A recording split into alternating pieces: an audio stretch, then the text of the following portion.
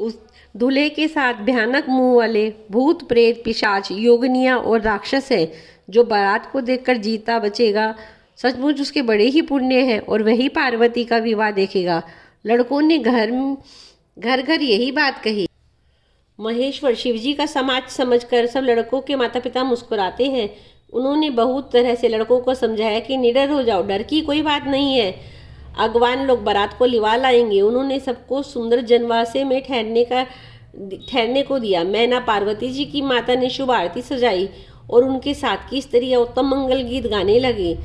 सुंदर हाथों में सोने का थाल शोभित है। इस प्रकार मैना हर्ष के साथ शिवजी का परिचय करने चली।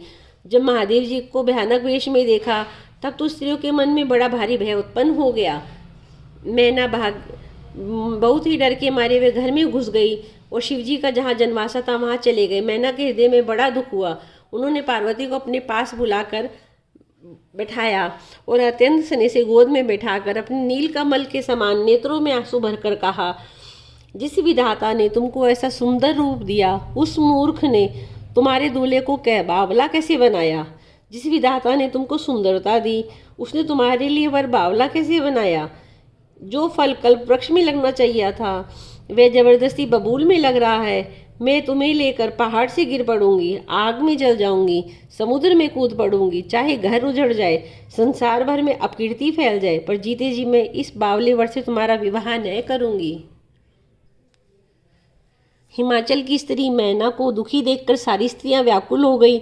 मैना अपनी कन्या के स्नेह को याद करके विलाप करके रोती हुई कहती थी, मैंने नारद जी का क्या बिगाड़ा था जिन्होंने मेरा बसा हुआ घर उजाड़ दिया, जिन्होंने पार्वती को ऐसा उपदेश दिया कि जिससे उसने बावले वर के लिए तप किया।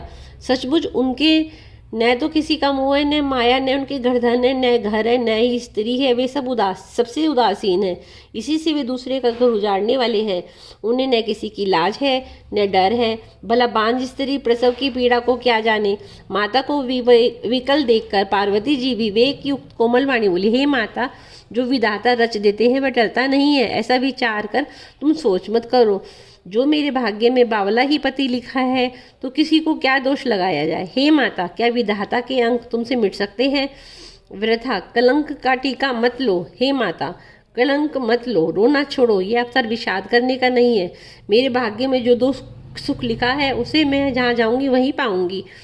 पार्वती जी के ऐसे विनय भरे कोमल वचन सुनकर सारी स्त्रियां सोच करने लगी और भांति भांति से विधाता को दोष देकर आंखों में आंसू बहाने लगी।